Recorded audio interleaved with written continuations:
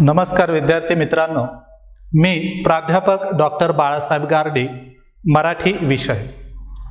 आज आपण या ठिकाणी द्वितीय वर्ष कला या वर्गातला जो साहित्य विचार या नावाचा पेपर आहे, स्पेशल पेपर 2, या पेपरचा जो पहिला भाग आहे साहित्याचं स्वरूप, हा भाग आपण या ठिकाणी पाहणार आहोत। विद्यार्थी मित्रांनो, आपण मागच्या पहिल्या लेक्चरमध्ये साहित्याचं स्वरूप काय असतं, साहित्य म्हणजे काय असतं हे थोडक्यात पाहिलेलं आहे। त्यानंतर पुढचा मुद्दा आपण या ठिकाणी पाहणार आहोत, साहित्याच्या व्याख्या। आपण मागील लेक्चरमध्ये पाहिलेलं आहे की साहित्य म्हणजे जे आपल्या वाणीतून येतं आणि ते लिहिलं जातं, आणि लिहिलेलं जे आहे त्याला सुद्धा आपण सगळ्याच लेखनाला साहित्य असं म्हणत नाही। तर त्याच्यातही आपण पाहिलेलं होतं की साहित्य म्हणजे ललित साहित्य, आणि दुसरा एक प्रकार आहे शास्त्रीय साहित्य। म्हणजे आपण जे लिहितो त्याचं या दोन भागांमध्ये वर्गीकरण केलं जातं, एक ललित साहित्य आणि दुसरं शास्त्रीय साहित्य। मग ललित साहित्य कशाला म्हणायचं, शास्त्रीय साहित्य कशाला म्हणायचं, हे आपण मागच्या तासाला पाहिलेलं होतं। आता आपल्याला त्याच्यातला जो ललित साहित्य हा जो भाग आहे हा या ठिकाणी पुढे पाहायचा आहे। मागील तासात आपण पाहिलेलं होतं की जे लेखकाच्या प्रतिभाशक्तीतून किंवा कल्पनाशक्तीतून जे निर्माण झालेलं साहित्य असतं, की जे काही प्रमाणात वास्तव असतं आणि काही अंशी काल्पनिक असतं, जे लेखकाच्या प्रतिभाशक्तीच्या साहाय्यानं मांडलेलं असतं, त्याला आपण ललित साहित्य असं म्हणतो।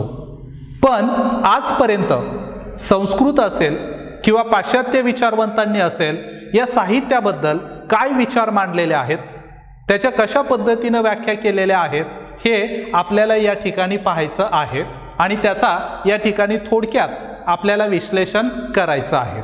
सर्वात प्रथम आपण इथं पाहणार आहोत की ज्या साहित्याच्या व्याख्या तयार केलेल्या आहेत त्या संस्कृत आणि पाश्चात्य या विचारवंतांनी केलेल्या आहेत, आणि त्या दोन्हीही विचारवंतांनी साहित्याचं मूल्यमापन करताना साहित्याकडं कोणकोणत्या दृष्टिकोनातून पाहिलं, किंवा त्यांना साहित्याचा जो अनुभव आला तो कोणत्या पद्धतीनं आला, त्यानुसार त्या विचारवंतांनी किंवा त्या लेखकांनी साहित्याच्या व्याख्या केलेल्या आपल्याला दिसून येतात। आपण सर्वात प्रथम साहित्याच्या व्याख्या पाहणार आहोत, त्या म्हणजे संस्कृत विचारवंतांच्या। आता संस्कृत विचारवंतांच्या जर आपण व्याख्या पाहिल्या तर थोडंसं आपल्याला आधी हे लक्षात घ्यावं लागतं की संस्कृत विचारवंतांनी साहित्यालाच काव्य ही संज्ञा वापरलेली आहे। म्हणजे एकूणच साहित्याला त्यांनी काव्य असं म्हटलेलं आहे, आणि त्यामुळं संस्कृत विचारवंतांच्या ज्या व्याख्या आहेत त्या व्याख्यात काव्य हा शब्द आलेला आहे, साहित्य असा शब्द आलेला नाही। मग या संस्कृत विचारवंतांमध्ये जर आपण पाहिलं तर अगदी प्राचीन कालखंडापासून आपण पाहतो संस्कृतमध्ये अतिशय मोठ्या संख्येनं काव्य, नाट्य हे लिहिलं गेलेलं दिसून येतं। कालिदास, भवभूती, विश्वनाथ, वामन यासारखे अतिशय मोठमोठे दिग्गज लेखक, कवी संस्कृत साहित्यात होऊन गेले, आणि त्यांनी अतिशय उच्च पातळीवरचं साहित्य त्या ठिकाणी निर्माण केलेलं दिसतं। याच्यातल्या काही व्याख्या जर आपण पाहिल्या तर पहिला संस्कृत पंडित आहे विश्वनाथ। या पंडित विश्वनाथांनी साहित्याची व्याख्या करताना असं म्हटलेलं आहे, वाक्यम रसात्मकम काव्यम, वाक्यम रसात्मकम काव्यम। वाक्य आणि त्याच्यामध्ये जर रसयुक्त असेल तर त्याला काय म्हणायचं, काव्य। म्हणजे कोणत्याही वाक्याला, कोणत्याही ओळींना आपल्याला साहित्य म्हणता येत नाही, तर कोणत्या साहित्याला किंवा कोणत्या वाक्याला साहित्य म्हणायचं, तर ज्या वाक्यातून किंवा ज्या साहित्यातून रस निर्माण होतो। आता हा रस म्हणजे कोणता आहे, तर आपल्या आवडीनुसार त्याच्यातून आपल्याला जो आस्वाद घेता येतो, जो आनंद मिळवता येतो, तो आनंद मिळवण्याचे काही गुण त्या साहित्यात असतील तर त्याला त्यांनी काय म्हटलेलं आहे, साहित्य। म्हणजे वाक्यामध्ये रसपूर्णता असली पाहिजे, तो रस वाचकाला आकर्षित करून घेणारा असला पाहिजे, वाचकाला एक अद्भुत अनुभूती देणारा असला पाहिजे, तर त्या साहित्याला आपल्याला ललित साहित्य किंवा काव्य असं म्हणता येईल, असं या ठिकाणी विश्वनाथ या लेखकानं म्हटलेलं आहे. त्यानंतर दुसरा जो लेखक आहे आनंदवर्धन. या आनंदवर्धनांनी साहित्याची व्याख्या करताना असं म्हटलेलं आहे, काव्यस्य आत्मा ध्वनी. काव्याचा आत्मा हा काय आहे? ध्वनी. म्हणजे ध्वनी म्हणजे त्याच्यातून, त्या साहित्यातून जो अपेक्षित जो अर्थ आहे तो अर्थ तुम्हाला कसा येतो, म्हणजे ध्वनीतून येणारा जो अर्थ आहे आणि त्याचं जे साहचर्य आहे, एकमेकांशी असलेलं साहचर्य या ठिकाणी त्यांना महत्त्वाचं वाटतं. म्हणून त्यांनी काव्याचा आत्मा हा काय आहे तर ध्वनी आहे. आणि त्या काव्यातून जर विविध अर्थ, विविध संदर्भ जर वाचकाला येत असतील, तर त्या वाचकाला त्या साहित्यातून एक वेगळा अनुभव येतो, एक वेगळा आस्वाद घेता येतो. आणि म्हणून त्या साहित्याला या ठिकाणी आनंदवर्धन यांनी साहित्य किंवा काव्य असं म्हटलेलं आपल्याला दिसून येतं. त्यानंतर भामह या संशोधकांनी असं म्हटलेलं आहे, शब्दार्थो सहितो काव्यम. परत तिथं त्यांनी म्हटलंय पहा, शब्दार्थो सहितो काव्यम, म्हणजे शब्द आणि अर्थ, सहितो म्हणजे साहचर्य, सह एकमेकांच्या बरोबर. म्हणजे साहित्यामध्ये, काव्यामध्ये आपण पाहतो शब्द नुसता येऊन उपयोग नाही, तर त्या शब्दाला काय पाहिजे? अपेक्षित असलेला अर्थ पाहिजे आणि त्या दोघांचं एकमेकांशी साहचर्य पाहिजे, परस्पर संबंध पाहिजे.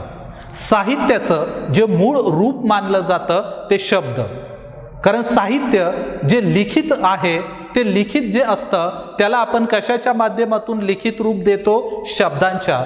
म्हणून साहित्यामध्ये शब्द हे अतिशय महत्त्वाचे असतात. या शब्दांना अतिशय मानाचं स्थान असतं. पण या शब्दांना तुम्ही मानाचं स्थान कधी देऊ शकता? जेव्हा त्या शब्दाला अपेक्षित असलेला अर्थ प्राप्त होतो. जर आपल्याला अपेक्षित असलेला अर्थ जर लागत नसेल तर त्या शब्दांना काहीही किंमत नसते. आणि म्हणून या ठिकाणी भामहनं असं म्हटलेलं आहे, शब्दार्थो सहितो काव्यम.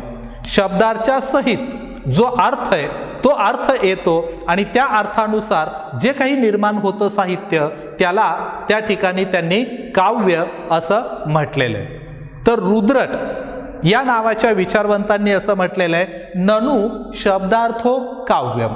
परत एकदा तेच संदर्भ आहेत पहा, ननु शब्दार्थो काव्यम, म्हणजे शब्दाच्या बरोबरीनं जर अर्थ आला तर त्यालाच त्या ठिकाणी काय म्हटलं जातं? काव्य. म्हणजे या 2-3 व्याख्या जर आपण पाहिल्या तर आपल्याला असं दिसून येतं, शब्द आणि अर्थ आणि त्यांचं साहचर्य यांना त्या ठिकाणी रुद्रट यांनी सुद्धा महत्त्व दिलेलं दिसून येतं. त्यानंतर वामन नावाचा जो त्या कालखंडातला संशोधक आहे, त्यांनी असं म्हटलेलं आहे, रीती आत्मा काव्यस्य. आता इथं हा शब्द आला पहा, रीती, आणि या रीतीचा आत्मा म्हणजेच काय? काव्य आहे. म्हणजे साहित्यामध्ये रीती आणि आत्मा हे 2 शब्द त्या ठिकाणी महत्त्वाचे मानले जातात.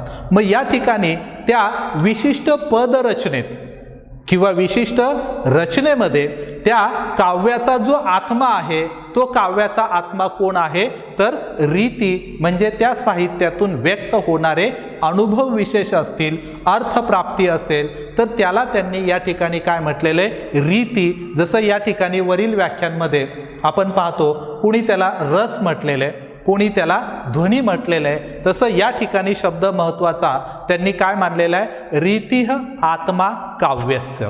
म्हणजे त्या काव्याचा आत्मा हा काय आहे? रीती. म्हणजे तुम्ही कोणत्या पद्धतीनं ते लिहिता, त्याच्यातून तुम्ही कोणत्या पद्धतीचा आशय मांडता, हा या ठिकाणी अतिशय महत्त्वाचा मानला जातो. त्यानंतर कुंतक नावाच्या संशोधकाने असं म्हटलेलं आहे, वक्रोक्ती काव्य जीवितम. आता वक्रोक्ती काव्य जीवितम याच्यात परत त्या शब्दार्थाला महत्त्व दिलेलं आहे. वक्रोक्ती म्हणजे काय तर एखाद्या काव्याचा साधा सरळ सरळ अर्थ अपेक्षित न धरता वक्रोक्तीपूर्ण म्हणजे तो विशिष्ट पद्धतीनं वैशिष्ट्यपूर्ण रीतीनं वाचकाच्या लेखकाच्या व्यासंगानुसार एक विविध अर्थ त्याला प्राप्त होतात. म्हणजे शब्दशः अर्थ जर आपण घेतला तर तो वेगळा असतो आणि वक्रोक्तीपूर्ण म्हणजे त्याच्या पाठीमागं एक सूचकतेनं दिलेला एक वेगळा संदर्भ असतो आणि त्या संदर्भानुसार तुम्हाला तिथं तो अर्थ अपेक्षित आहे. कारण जर आपण व्यवहारामध्ये आपण बऱ्याचदा एक शब्द वापरतो पहा, गाढव. गाढव हा प्राणी आहे हे आपल्या सगळ्यांना माहिती आहे. गाढवाकडं म्हणजे हा शब्द जरी उच्चारला तरी आपल्या पुढे लगेच गाढव नावाचा प्राणी उभा राहतो. पण जेव्हा आपण एखाद्या मुलाला एखाद्या व्यक्तीला उद्देशून जेव्हा म्हणतो की हे गाढव आहे, हा गाढव आहे असं जेव्हा आपण म्हणतो तेव्हा गाढव या शब्दाचा शब्दशः अर्थ त्या ठिकाणी अपेक्षित नाही. तर तिथं त्या गाढव या शब्दाला जो काही एक वक्रोक्तीपूर्ण अर्थ आलेला आहे की ज्यामध्ये आपण असं म्हणतो पहा की मग गाढव या शब्दाचे जे गुणधर्म आहेत मग हे गुणधर्म त्या व्यक्तीला लागू होतात आणि तो व्यक्ती त्या गाढवासारखा वागतो असं आपण अपेक्षित धरतो. जसं आपण म्हणतो पहा की गाढवाचं काम, गाढवाला फक्त एकच कळतं पहा, मालकानं उठ म्हटलं की उठायचं, मालकाने चल म्हटलं की जायचं आणि मालक सांगेल ते काम करायचं आणि काम झालं मालक सोडून देतो, गाढव निघून जातो. परत दुसऱ्या वेळेस गाढव तिथे येतं, मालक त्याच्याकडून काम करून घेतो, पण गाढव बिचारं मान खाली घालून फक्त वावरत असतं, ते कुठलीही प्रतिक्रिया देत नाही.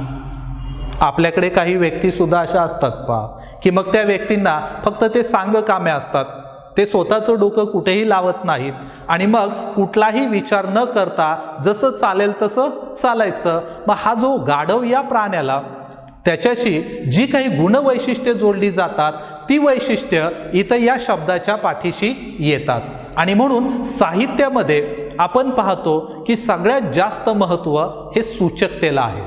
म्हणजे जे वक्रोक्तीपूर्ण विचार आहेत की ज्याच्यामध्ये आपल्याला शब्दशः अर्थ न देता त्या शब्दाच्या पाठीमागं जे संदर्भ लपलेले आहेत ते संदर्भ वाचकाला समजले पाहिजेत किंवा वाचकानं त्या पद्धतीनं त्या शब्दांचे अर्थ घेतले पाहिजेत. असं जे लिखित साहित्य आहे त्याला या ठिकाणी कुंतकानं साहित्य किंवा काव्य असं म्हटलेलं आहे आणि म्हणून तो म्हणतो की वक्रोक्ती काव्य जीवितम. त्या काव्याला जीवित करण्याचं माध्यम म्हणजे काय आहे? वक्रोक्ती. थोडक्यात त्याला आपण म्हणू शकतो सूचकता किंवा ज्याला आपण शब्दशक्ती म्हणतो पहा, अभिधा, लक्षणा आणि व्यंजना याच्यातली जी तिसरी शब्दशक्ती आहे व्यंजना, ज्याला आपण सूचकता असंही म्हणतो. साहित्यामध्ये काव्यामध्ये ही सूचकता अधिक मोठ्या प्रमाणात असली पाहिजे आणि त्या म्हणूनच आपण त्याला साहित्य असं म्हणतो. आपण मागील तासाला शास्त्रीय वाङ्मयातला फरक पाहताना हेच पाहिलेलं होतं पहा की शास्त्रीय साहित्य सरळ सरळ साध्या पद्धतीनं त्या शब्दाचा जो सत्य अर्थ आहे ते सांगतं म्हणून ते शास्त्रीय साहित्य. आणि ललित साहित्य हे सूचकतेनं मांडतं, वाचकाला विचार करायला प्रवृत्त करतं, पण ते काल्पनिक दृष्टिकोनातून भावनिक दृष्टिकोनातून ते त्या ठिकाणी विचार करतं. शास्त्रीय साहित्य मात्र सरळ सरळ जो सत्य अर्थ आहे तो मांडण्याचा प्रयत्न करतं, म्हणजे शब्दाचा जो सरळ अर्थ आहे तो मांडतो. आणि ललित साहित्यात मात्र सूचकतेला व्यंजकतेला त्या ठिकाणी महत्त्व दिलेलं दिसून येतं. म्हणून कुंतकानं या ठिकाणी म्हटलेलं आहे वक्रोक्ती काव्य जीवितम, म्हणजे काव्याला साहित्याला जीवित करण्याचं काम हे कोण करत असतं? तर वक्रोक्ती करत असते असं त्या ठिकाणी म्हटलेलं आहे. तर दंडी नावाचा जो संस्कृत समीक्षक आहे त्यांनी असं म्हटलेलं आहे, इष्टार्थ पदावली म्हणजे साहित्य. इष्टार्थ म्हणजे परत हा शब्द येतो पहा, विशिष्ट अर्थानं बरोबर घेऊन येणारी जी रचना आहे त्याला साहित्य म्हणायचं. इष्ट अर्थ म्हणजे कोणत्याही रचनेला आवश्यक असलेला, अपेक्षित असलेला जो अर्थ आहे तो अर्थ या ठिकाणी अतिशय महत्त्वपूर्ण असतो आणि त्या पदाला, त्या वाक्याला जर एक विशिष्ट अर्थ अपेक्षित असेल आणि तो जर प्राप्त होत असेल तर त्याला आपल्याला साहित्य असं या ठिकाणी म्हणता येतं. या साधारणपणे संस्कृत समीक्षकांनी, संस्कृत विचारवंतांनी साहित्याच्या केलेल्या एकूण व्याख्या आहेत. या सर्वांच्या व्याख्या जर आपण पाहिल्या मग विश्वनाथ असेल, आनंदवर्धन असेल, भाम असेल, रुद्रट असेल किंवा वामन असेल, कुंतक असेल, या सर्व विचारवंतांच्या जर व्याख्या आपण पाहिल्या तर या व्याख्यांमध्ये आपल्याला बऱ्यापैकी साम्य दिसतं. आणि हे साम्य कोणतं आहे तर बऱ्यापैकी समीक्षकांनी या ठिकाणी शब्द, अर्थ, साहचर्य, रीती, ध्वनी या शब्दांना महत्त्व दिलेलं दिसतं. आणि सगळ्यांचा रोख बऱ्यापैकी याच पद्धतीनं दिसून येतो की त्या प्रत्येक शब्दाला काहीतरी एक विशिष्ट अर्थ असावा आणि त्या अर्थाला काहीतरी एक विशिष्ट साहचर्य असावं. म्हणजे नुसते 4 शब्द जोडले की साहित्य होत नाही, तर त्या शब्दांची जोड करत असताना एकमेकांशी त्यांचं साहचर्य कसं आहे, त्यांचा एकमेकांशी जो संदर्भ आहे तो संदर्भ कोणत्या पद्धतीचा आहे आणि त्या संदर्भानुसार अपेक्षित असलेला जो अर्थ आहे तो अर्थ जर त्या ठिकाणी येत असेल तर त्याला आपल्याला साहित्य असं म्हणता येतं. आणि यावरून डॉक्टर लीला गोविलकर यांनी या सगळ्या समीक्षकांच्या व्याख्यांचा आढावा घेतल्यानंतर असं म्हटलेलं आहे की काव्याचं आनंद तत्व सांगणाऱ्या व्याख्या ही रीती किंवा ध्वनीचे सूत्र शब्दार्थाशीच जोडून घेणाऱ्या आहेत. म्हणजे काव्याचं तत्व हे आनंद तत्व आहे, त्यातून आनंद घेण्याची प्रतिक्रिया ही महत्त्वाची मानलेली आहे. आणि मग काव्याचं एक आनंद तत्व मानून त्याच्या ज्या व्याख्या केलेल्या आहेत, रीती आणि ध्वनी या सूत्रांना त्यांनी शब्दार्थाशी म्हणजे ज्या अर्थाशी जोडलेलं आहे आणि त्या पद्धतीनं त्याचा विचार केलेला आहे. मग रीतिवादी वामनाने सुद्धा शब्दांच्या गुणांशी रीतीचा संबंध जोडलेला आहे. म्हणजे शब्दांचे जे गुण आहेत ते रीतीशी संबंधित आहेत असं त्यांनी म्हटलेलं आहे. तर आनंदवर्धने ध्वनी विचार हा महत्त्वाचा मानून शब्दांमधून जो ध्वनी अर्थ अपेक्षित आहे त्या अपेक्षित अर्थाचा संदर्भ त्यांनी या ठिकाणी जोडलेला आपल्याला दिसून येतो. या सर्व व्याख्यांवरून असं स्पष्ट होतं की शब्द आणि अर्थ यांची एकरूपता हे साहित्याचं प्रमुख लक्षण आहे. म्हणजे इथे 3 शब्द महत्त्वाचे आहेत शब्द, अर्थ आणि त्यांचं असलेलं एकरूपत्व. या 3 शब्दांना आपल्याला एक प्रकारे साहित्याचं प्रमुख लक्षण मानता येईल असं म्हटलं जातं. म्हणूनच शब्द आणि अर्थ या 2 घटकांनी नियत असं जे आहे त्याला आपल्याला साहित्य म्हणता येतं. शब्द आणि अर्थ या 2 घटकांनी जे नियत आहे त्याला साहित्य म्हणता येईल. आणि त्याचबरोबर सूचकता हे साहित्याचं सर्वात महत्त्वाचं वैशिष्ट्य आहे, कारण साहित्यातून सूचकता आली पाहिजे. एखादी कविता वाचल्यानंतर, एखादी कथा वाचल्यानंतर, कादंबरी वाचल्यानंतर आपल्या मनात एक विचारचक्र सुरू झालं पाहिजे. लेखक काय म्हणतोय, कवी काय म्हणतोय, तो असंच का म्हणतोय, ते असंच असेल का, त्याचा संदर्भ तोच असेल का. कारण बऱ्यापैकी कवी, बऱ्यापैकी लेखक त्या साहित्याचा शेवट करताना काहीतरी सुचवून जातात जेणेकरून ते वाचकांना उलगडायचंय. त्याचा वाचकाला कसा बोध झाला त्यानुसार वाचक त्याचे संदर्भ लावणार आहे, त्याचे अर्थ लावणार आहे. आणि म्हणून सूचकता हे साहित्याचं एक सर्वात महत्त्वाचं वैशिष्ट्य मानलं जातं. आणि म्हणूनच आनंदवर्धनाने सुद्धा ध्वनी तत्वाला केंद्रस्थानी मानलेलं आहे. जे विविध प्रकारचे ध्वनी किंवा त्याच्यातून येणारे अर्थ जे आहेत ते त्याला या ठिकाणी अपेक्षित आहेत, कारण ध्वनी तत्वाला रसाला सामावून घेणारं तत्व आहे. ध्वनी तत्व हे रसाला म्हणजे आस्वादाला, आनंदाला सामावून घेणारं ते तत्व आहे. आणि म्हणून त्याचा विचार त्यानं त्या ठिकाणी केलेला आहे. आणि यावरून या सर्व व्याख्यांचा विचार करूनही साहित्य म्हणजे काय हे आपल्याला तरीसुद्धा नेमकेपणानं सांगता येत नाही, किंवा या सर्व व्याख्यांमधून अमुकच व्याख्या परिपूर्ण आहे किंवा अमुक व्याख्येमध्ये अगदी स्पष्टपणे साहित्य म्हणजे अमुक अमुकच असं मात्र आपल्याला इथेही म्हणता येत नाही. कारण साहित्याच्या व्याख्येचं रूप निश्चित आणि स्थिर अशा पद्धतीनं नाही. तर त्या ठिकाणी आपल्याला असं दिसून येतं की साहित्याचं रूप मात्र तसं नाहीये. कारण व्याख्या म्हटलं, संज्ञा म्हटलं की ती निश्चित असली पाहिजे, पण साहित्याची व्याख्या मात्र इथं आपल्याला तसं म्हणता येत नाही की अमुक व्याख्या म्हणजेच ती परिपूर्ण व्याख्या आहे. त्यामुळे अचूक शब्दांमध्ये किंवा विशिष्ट चौकटीमध्ये साहित्याची व्याख्या आपल्याला करता येत नाही. याच भूमिकेतून हे पाहता येतं. कारण या लेखकांनी, या विचारवंतांनी जे विचार मांडलेले ते सगळे साहित्याचे लक्षणं आहेत आणि त्या समीक्षकाला, त्या विचारवंताला त्या साहित्यामध्ये जी जी गुणवैशिष्ट्ये दिसली ती त्यांनी इथे मांडलेली आहेत. मुळात साहित्य ही संकल्पनाच अशी व्यापक आहे की जशी आपण मागच्या तासाला पाहिली, कथा, कविता, कादंबरी, नाटक, चरित्र, आत्मचरित्र, अनेक त्याचे उपप्रकार आहेत आणि त्या प्रत्येक प्रकारानुसार त्या साहित्याची वैशिष्ट्ये बदलताना दिसतात. आणि म्हणून आपल्याला इथं असं ठामपणे म्हणता येतं की संस्कृत साहित्यिकांनी केलेल्या व्याख्या म्हणजे एकच एक परफेक्ट अशी व्याख्या असं आपल्याला सांगता येत नाही.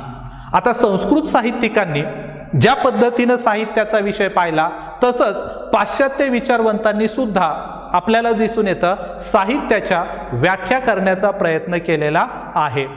मग आता पाश्चात्य विचारवंत या साहित्याच्या व्याख्या करताना नेमकं काय म्हणतात हे आपण जर या ठिकाणी पाहिलं तर यांच्या काही एक उदाहरणार्थ 4-5 व्याख्या जर आपण पाहिल्या तर त्यांच्यात सुद्धा आपल्याला बऱ्यापैकी एकमेकांमध्ये असलेलं साम्य दिसून येतं, किंवा त्यांनी सुद्धा त्यांना त्या साहित्याचा जसा अनुभव आला तसा अनुभव त्यांनी त्या व्याख्यांमध्ये मांडण्याचा प्रयत्न केलेला दिसून येतो.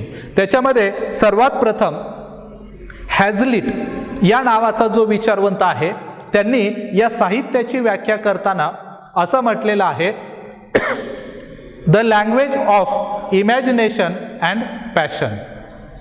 लँग्वेज म्हणजेच काय? इमॅजिनेशन अँड पॅशन म्हणजे कल्पना शक्ती, किंवा त्याला आपल्याला म्हणता येतं तुमची शैली आणि भावना. या पाश्चात्य विचारवंतांनी या 3 शब्दांना सगळ्यात जास्त महत्त्व दिलेलं आहे. पहा, इमॅजिनेशन, तुमचं इमॅजिन काय आहे, तुमची कल्पना शक्ती काय आहे, या कल्पना शक्तीला त्या ठिकाणी महत्त्व देतात. आणि तुमचं पॅशन काय आहे, तुमच्या जीवनाचा जो दृष्टिकोन आहे, जे उद्दिष्ट आहे ते काय आहे आणि त्यातून तुमच्या भावना कशा पद्धतीनं व्यक्त होतात त्याला या ठिकाणी हॅझलिट महत्त्व देतो. तर जॉन्सन नावाचा विचारवंत या ठिकाणी म्हणतो, poetry is musical composition. Poetry म्हणजे कविता म्हणजे काय? म्युझिकल कॉम्पोजिशन आहे. म्हणजे जसं एखादा संगीतकार एखाद्या संगीताची धून बनवतो त्या पद्धतीनं कवी एखाद्या कवितेची निर्मिती करतो आणि त्याला त्या ठिकाणी तो साहित्य असं म्हणतो. म्हणजे इथं त्यानं एक नवनिर्मिती, एक कलात्मकता, काल्पनिकता म्हणजेच याला परत काय म्हटलेलं आहे, कल्पनाशक्ती आणि अभिव्यक्ती आणि संगीत हे 3 शब्द त्याच्यामध्ये महत्त्वाचे येतात. आणि एखाद्या संगीतकाराला एखादी नवीन धून बनवायची असेल तर त्याला एक विशिष्ट अर्थ घेऊन ती कशा पद्धतीनं बनवली पाहिजे, त्याच्यात काय योग्य आहे काय अयोग्य आहे हे त्याला शोधता आलं पाहिजे. आणि त्या पद्धतीनं त्यानं मांडणी केली तर त्याला आपण नवनिर्मिती असं म्हणू शकतो. म्हणून जॉन्सननं या ठिकाणी म्हटलेलं आहे की poetry is a musical composition. तसंच कोर्ट होप या नावाच्या संशोधकानं असं म्हटलेलं आहे, पहा, expression of imaginative thought and feeling. तुमची जी एक्सप्रेशन आहेत ही इमॅजिनेटिव्ह आणि म्हणजेच त्या ठिकाणी काय परत कल्पनाशक्ती हा शब्द महत्त्वाचा येतो. तुम्ही काय इमॅजिन करता आणि जे इमॅजिन केलं ते कोणत्या पद्धतीनं शब्दबद्ध करता आणि ज्या फिलिंग्ज आहेत तुमच्या, म्हणजे परत भावना शब्द येतो, तुमच्या ज्या फिलिंग्ज आहेत त्या कशा व्यक्त होतात त्याच्यानुसार त्या साहित्याचं वेगळेपण त्या ठिकाणी त्याला महत्त्वाचं वाटतं. तर कार्लाइल यांनी परत असं म्हटलेलं आहे, poetry is a musical thought, म्हणजे संगीतमय असं एक वाक्य किंवा विचार, म्हणजे कविता हा एक संगीतमय विचार आहे. जसं संगीतकाराला त्या त्या क्षणाला येणाऱ्या अनुभवानुसार किंवा त्या त्या क्षणाला त्याच्या अनुभूतीनुसार तो एखाद्या धून किंवा एखादी चाल त्या ठिकाणी जन्माला घालतो, तसं कवी सुद्धा काय करतो तर त्या त्या क्षणिक अनुभवानुसार त्याला जी फिलिंग्ज येतात त्या फिलिंग्जनुसार एखाद्या संगीतासारखं त्याची एखादी धून तयार करण्याचं काम तो त्या ठिकाणी करत असतो. तर एडगर ॲलन पो यांनी असं म्हटलेलं आहे की काव्य म्हणजे सौंदर्याची एक लयबद्ध निर्मिती. काव्य म्हणजे दुसरं तिसरं काही नाही तर एक सौंदर्याची असलेली लयबद्ध निर्मिती. इथे सौंदर्य हा शब्द महत्त्वाचा आहे, पण हे सौंदर्य कोणतं आहे तर लेखकाच्या किंवा कवीच्या दृष्टिकोनातून त्याला जे सौंदर्य जाणवलं त्या सौंदर्याची तो एक लयबद्ध निर्मिती कशी करतो त्याला त्या ठिकाणी तो महत्त्व देतो. म्हणजे आता हे सौंदर्य जे आहे, आता जसं आपण पाहतो मराठीमध्ये बालकवींना निसर्गातल्या कोणत्याही घटकात सौंदर्य दिसतं. म्हणजे एखादं हिरवगार तृण दिसलं, गवत दिसलं तरी त्या कवीला त्याच्यात सौंदर्य दिसतं.